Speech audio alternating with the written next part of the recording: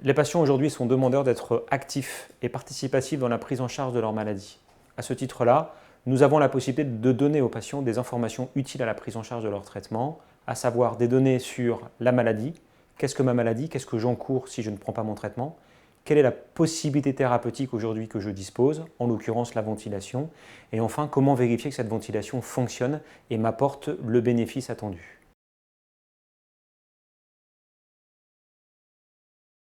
Il y a 3 paramètres à vérifier pour s'assurer que le fonctionnement est efficace. Le premier paramètre est l'observance. L'observance est définie par le nombre d'heures d'utilisation de l'appareil par nuit. Il est important d'avoir une observance la plus régulière possible, mais également la plus longue possible. On attend classiquement une observance supérieure à 5-6 heures pour améliorer la qualité de sommeil et la mémorisation notamment, ainsi que la somnolence. Le deuxième paramètre à vérifier est l'index apnée-hypopnée, c'est-à-dire la correction des événements respiratoires.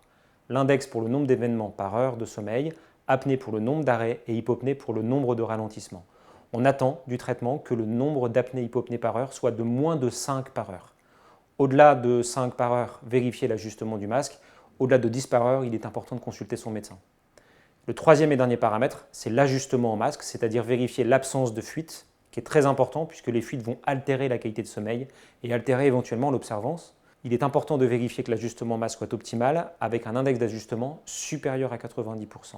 En cas d'ajustement inférieur, il faut vérifier que le masque soit bien positionné et à défaut en parler éventuellement aux techniciens prestataires de santé.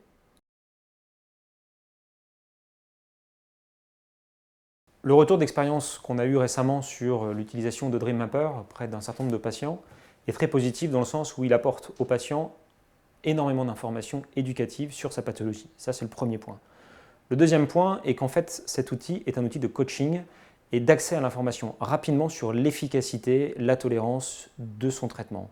Et donc, il est important aujourd'hui, et les patients l'ont bien formulé, d'être informés au quotidien sur l'utilisation de son appareil, sur son efficacité et éventuellement pouvoir réagir immédiatement ou très rapidement sur le réajustement du masque, puisqu'on sait très bien que des fuites au masque peuvent altérer la qualité de sommeil du patient. Et donc le patient peut éventuellement s'assumer dans son suivi et anticiper les problèmes grâce à cet outil. Innovation and you. Philips.